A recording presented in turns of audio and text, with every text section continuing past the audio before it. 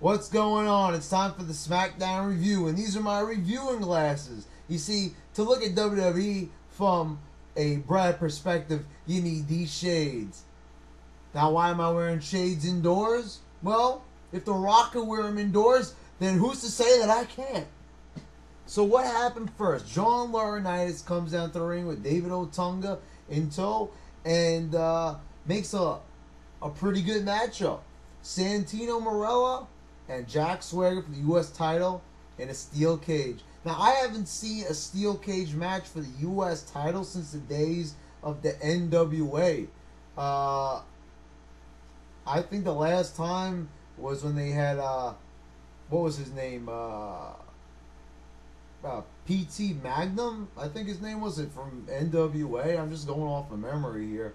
But he had a steel cage match. I remember seeing it on DVD. That was in the NWA.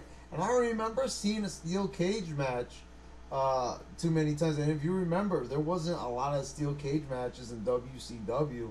So he had a U.S. title inside a steel cage match. Very unique and a decent match. And I think it's because WWE really felt shitty about how they were treating the U.S. title this past couple of months, with Jack Swagger not even being on TV to defend it, and the way how he lost it on Monday Night Raw was just incredibly horrible.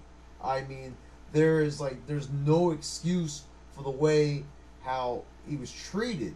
Jack Swagger was treated like a second class fucking citizen, losing that title in such a lame ass fashion. It was almost comedic, the way how he lost that fucking title to a joke like Santino. But Santino is not a bad talent by any means, and he proved it in this match. I mean, Santino looked good in this match. So Vicky Guerrero is fooling around at the cage door, and she accidentally slams it on Swagger's head, who was about to win the match with the ankle lock, but she slams it on his head, and Santino manages to crawl out. I've got a feeling that Swagger is probably going to turn on Vicky, and Dolph Ziggler and Swagger are probably going to have a match at WrestleMania or somewhere down the line. Probably at WrestleMania. That would be a really good idea. It's just too bad that it can't be for the U.S. title, unless Dolph Ziggler wins it from Santino before WrestleMania.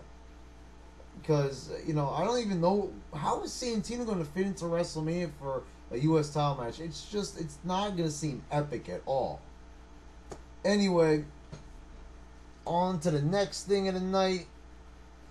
We see Teddy Long apologizing to Lauranitus, because he says if Teddy Long apologizes to him for everything he's ever done to him, and says that he's sorry, that he will not put Oksana in a match with Kane tonight. But his apologies are for naught, because Lauranitus says that he's going to do it anyway. Unless Teddy Long lets Lauranitus win in a one-on-one match tonight. So the match is on, and I like how Lauranitus did that. How he said that it's not going to be if Teddy Long wins, it's going to be if he wins. So obviously Teddy Long has to throw the match up in order for that to happen. Anyway, next up, we got Drew McIntyre headed down to the ring again. Not to skip over this, but they announced that Shawn Michaels and Undertaker are going to be face-to-face on Raw. I'm looking forward to that. Shawn Michaels has been spot on every time he's been appearing on Raw these past couple of weeks, leading up to the Triple H Undertaker match. Anyway, Drew McIntyre headed down to the ring. Wait a second, didn't this guy get fired? I mean, what, they're not even going to keep to the storyline that they said all this time? They said that he is going to fucking get fired. And I don't even see that fucking happening. I mean, it happened last week, but he's supposed to stay off TV. That was the stipulation. If he couldn't win a match, then he was supposed to be thrown off the TV. If you smell what the bread is cooking. But anyway, we got Drew McIntyre, and they against an opponent of John Lauranitus' choosing. That opponent is the Great Khali as he walks down to the ring. But then David Otunga says that that is not the case. And in fact, it is actually going to be Hornswoggle. I guess this was to fool the crowd and everything. I don't know. It didn't make sense. But anyway, Hornswoggle and Drew McIntyre lock up. And, it goes without saying Drew McIntyre dominated. The match had to be stopped by the referee. It really didn't make any sense that Drew McIntyre kept pulling Hornswoggle off the canvas because his match is for his job. I would think he'd want to pin him and get it over with. Probably hit a double arm DDT and seal the match up as quickly as possible because he lost like over a dozen matches the past couple of weeks. Maybe you want to try to get a win as quick as possible, as he had been doing in the previous matches. Now, it might be his easy opponent, but still, it's like a little foolish. Anyway, we got Drew McIntyre getting the win. Great Khali comes in at the end and beats the shit out of McIntyre Anyway, we see a shot backstage of a pair of lovely gams, but they're a little thin. The camera rises up, and we see that those gams belong to John Lauranitus. Now, let me tell you guys something. When I saw that shot of John Lauranitus and his legs, I swear to God it was one of the Divas. I didn't even think for 1 minute that was going to be John Lauranitus. He was wearing a pair of tights, like leggings, I think. Was he wearing leggings? Because it sure as hell looked like he was wearing leggings. Now, I really don't know what to say here, because that was just shocking in every respect of the word. Anyway, next match, Ezekiel Jackson and Mark Henry. Ezekiel Jackson is buried. I can't believe that they were actually pushing this guy last year. He takes a loss in about a minute to Mark Henry with the World's Strongest Slam. It's obvious that he's going to get released pretty soon. I mean, come on, Ezekiel Jackson losing like he has the past couple of weeks. He's even lost to David Otunga twice. They're getting ready to get rid of him. Anyway, the next match is up, and we've got John Lauranitus against Teddy Long. There's a big stare down, and Kane comes out to the ring. You got Randy Orton running out from behind him and RKOing him on the outside. John Lauranitus looks out onto the floor, surprised at what just happened. Teddy Long comes up from behind with a schoolboy and gets the pin. Now, we all know the stipulation was supposed to be that if Teddy Long won the match, Kane would have to face Oksana. Well, Teddy Long won, so doesn't he have to face Oksana? No, he runs out of the building.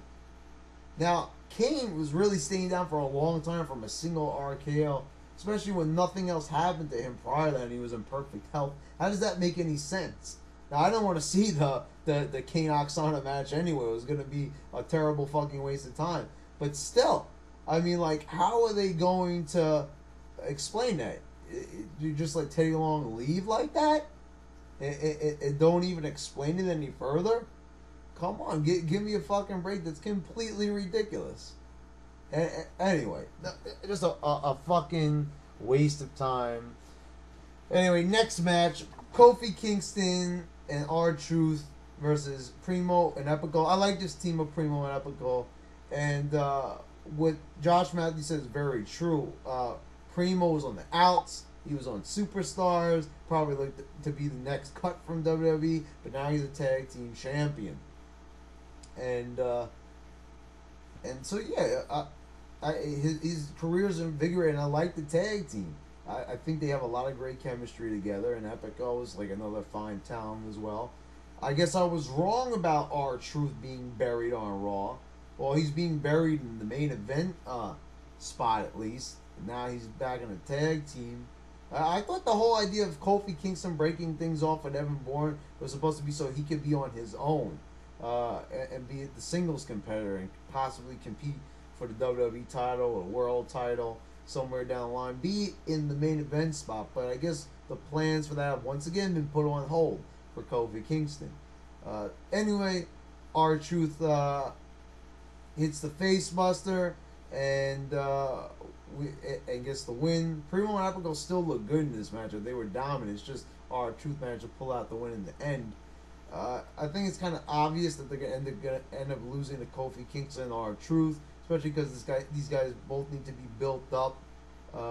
Especially R-Truth, because the guy hasn't been winning a lot lately, and a tag team title run really isn't going to do much for him. But I guess it'll make him seem a little bit more valuable to the company. Not to me, at least. I mean, if this guy's a main eventer. For him to become more respectable, he needs to get some big wins, and I really don't think that he should be wasting his time in the tag division. Tag division is for new wrestlers. I can't stress this enough. Tag teams are for new wrestlers, not guys that have been there for years and they just all of a sudden push them together into a tag team. Sometimes it works. It was good for Kofi Kingston and Evan Bourne, for the short time that they were together. That tag team was good. But other than that, they really shouldn't be doing that. It should be for new guys that they've got from FCW coming in, new tag teams, for new stars. That's how it's always been in the tag team division. Now all of a sudden they want to make it completely different. I don't understand that at all. Why they gotta keep putting people together like that. Anyway, it's promo time, and we got Michael Cole interviewing Sheamus and Daniel Bryan. Both guys were amazing in this promo. Holy shit! This was probably one of Sheamus's and Daniel Bryan's strongest promos ever given. This was great.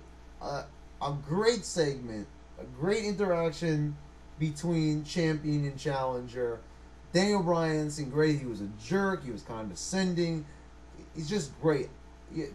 I just love Daniel Bryan, seeing him standing there with the world championship, mouthing off. It works. He's already been a successful champion already. If he loses that Mania, he'll still go down in history books as a successful champion. I like this title run so far. He's beating all the odds. I want to see him hold on to that title. So somewhere down the line, he could have, a great matchup with someone else down the line. I really don't want to see him lose it to Sheamus, but he probably is going to lose it. I really want to see Daniel Bryan come off victorious in this one. I can't really remember right now, but there was somebody that I wanted to see Daniel Bryan face. Oh, that's right, Randy Orton. I wanted to see him face Randy Orton for the title. I think that match would be a draw, and I said it in one of my other videos. Yes, that's why I don't want Daniel Bryan to lose it. I want him to have a match against Randy Orton and possibly lose it to him. I think that matchup would be fantastic. And we already saw a preview of it a week ago. That was last week's main event, as a matter of fact. Yeah, so anyway, we got a 6-man tag team matchup up next. Sheamus, Big Show, Randy Orton, Daniel Bryan, Cody Rhodes, The Miz. Once again, we got a phenomenal fucking matchup going on here for the main event. Nothing really stand out, but it definitely was above average. It's a 2.5-star affair. It really a great match, to round out the night. Every time you got Daniel Bryan and Randy Orton in the ring, that nowadays, it's always magic. The Miz, is this guy even going to have a matchup at WrestleMania? Is he even going to survive another year in the WWE? They just continue to bury him as Randy Orton hits the RKO on him during the matchup and gets the win. Notice how The Miz is the one who gets pinned, and none of the guys at WrestleMania, of course, so that would allude to the fact that Miz will probably not be at WrestleMania because he's not being protected in this match. And yeah, they've really been burying him, and even the announcers are acknowledging it. Now, I know that probably after WrestleMania, they're probably going to reinvigorate The Miz and, give him another role. But I really can't even think of what they could really do with The Miz now. Now that his feud with Cena is over. A lot of his, general interest is faded. There's not a lot of fan interest in The Miz anymore. We're going to have to see what happens. I'll see you for Raw.